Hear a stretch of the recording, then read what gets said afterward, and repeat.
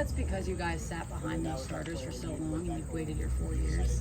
I think a little bit, yeah. I mean, when you're just, kind of waiting, it's, you go from high school playing every single down, both sides of the ball, to you got to wait a little bit. But, yeah, I think a little bit comes from that. Did you travel out there 2022 or not? I did. I got some snaps in that game. Okay.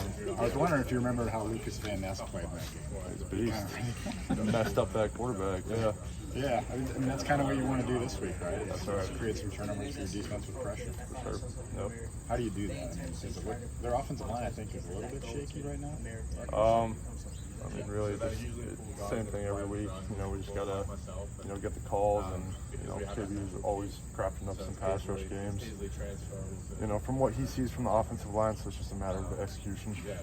I feel good about he's really done a good job, it seems like, limiting your snaps thus far. Do you guys feel pretty, does that help you guys? Yeah. How so? I think that's just, he tries to keep it fresh, and I think that's good.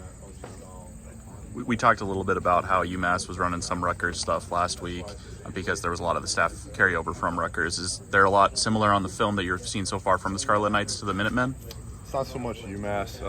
The offensive coordinator from Minnesota, the same guy, and then the quarterback obviously is from Minnesota. So it's a lot of the same stuff of Minnesota, cram, stretch.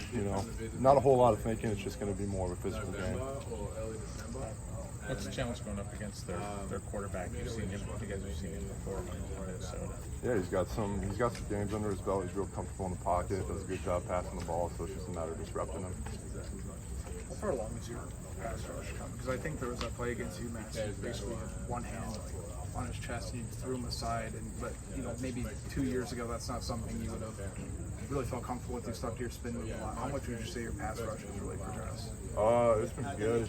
It's just been a matter of, we got iPads on the sideline, so it's, after I, throw some moves, it's, I got to evaluate his pass set, and I saw he was a little bit more patient with throwing his hands, so, that gives me the green light to get in first, and then, it kind of worked. It's been good.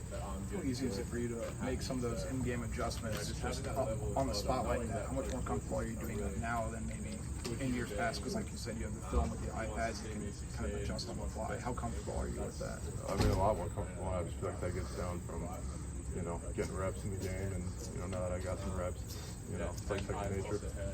Put that third down group that you guys have put together, what you guys are calling it now, but Brian Allen out there. Yeah.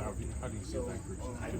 Feel great. I think every time, third down is the favorite part. It's the best part about playing D-line is, getting out there and rushing the passer. So, there's no doubt in my mind that regardless of who's out there, there's going to be good energy, kind of get after that quarterback. What do you call it? Third down group.